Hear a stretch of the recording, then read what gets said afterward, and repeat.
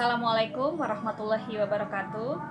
Perkenalkan, nama saya Hanifah dari SD Negeri Sukaresmi 05 Kabupaten Bekasi. Terima kasih atas kesempatan yang telah diberikan. Pada kesempatan kali ini saya akan memberikan sedikit tanggapan refleksi kritis terkait dengan konsep pemikiran Ki Hajar Dewantara.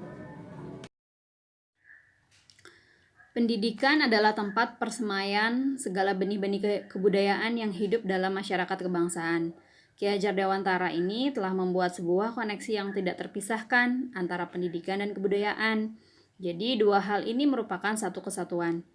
Pendidikan menjadi landasan pembentukan peradaban bangsa.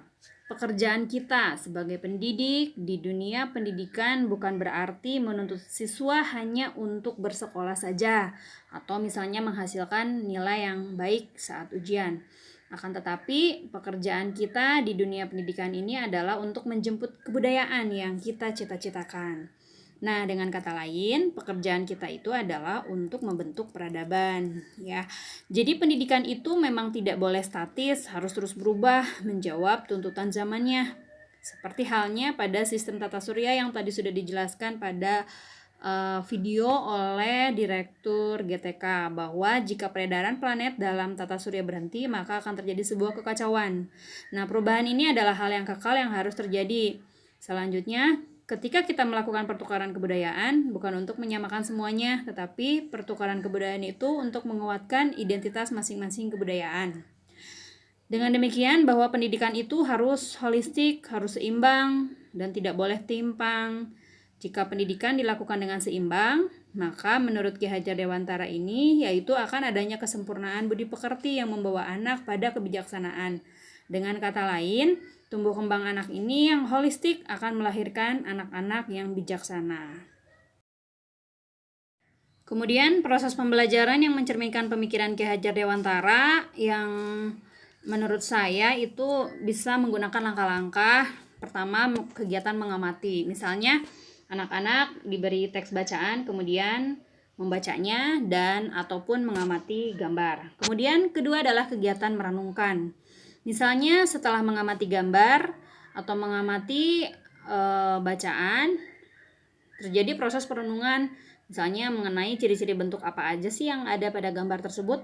Nah, kemudian ketiga ada kegiatan menemukan, misalnya dapat menemukan perbedaan dari dua buah benda yang disandingkan, gambar yang disandingkan, begitu. Kemudian keempat adalah kegiatan mencoba. Misalnya anak-anak di sini dapat menentukan hasil pengukuran yang dituliskan pada tabel. Kemudian adanya kegiatan mengkomunikasikan, misalnya mengisi tabel sesuai dengan hasil perenungan yang sudah dilakukan sebelumnya. Kemudian ada tahap merefleksikan, jadi memilih gambar ekspresi yang setelah pembelajaran berlangsung, apakah mereka senang ataupun tidak senang setelah pembelajaran selesai. Kemudian kegiatan merayakan, misalnya anak-anak melakukan perayaan dengan bernyanyi bersama di akhir pembelajaran. Hal yang akan saya lakukan supaya proses pembelajaran yang barusan saja saya ungkapkan terwujud, yaitu melalui pembiasaan. Jadi pertama kita harus memahami dulu proses pembelajarannya itu seperti apa, kemudian bisa diterapkan dalam setiap pembelajaran sehingga itu akan terjadi proses yang berulang-ulang dan lama-kelamaan akan membudaya. Tentang konsep pemikiran Ki Hajar Dewantara tentang pendidikan yang saya pahami dan sudah saya terapkan adalah bahwa siswa adalah tujuan utama dari pendidikan. Jadi hanya untuk siswa, siswa, dan siswa. Saya berusaha memberikan pembelajaran yang fleksibel bagi siswa terutama di masa pandemi ini dengan tekad memenuhi hak-hak anak dan tetap memberikan kebahagiaan pada anak sehingga apabila perasaannya sudah senang, sudah bahagia, maka pembelajaran ataupun konten dari setiap pembelajaran akan mudah diserap oleh anak. Demikianlah tanggapan refleksi kritis tentang konsep pemikiran Ki Hajar Dewantara. Terima kasih, mohon maaf apabila ada kata-kata yang kurang berkenan. Wassalamualaikum warahmatullahi wabarakatuh.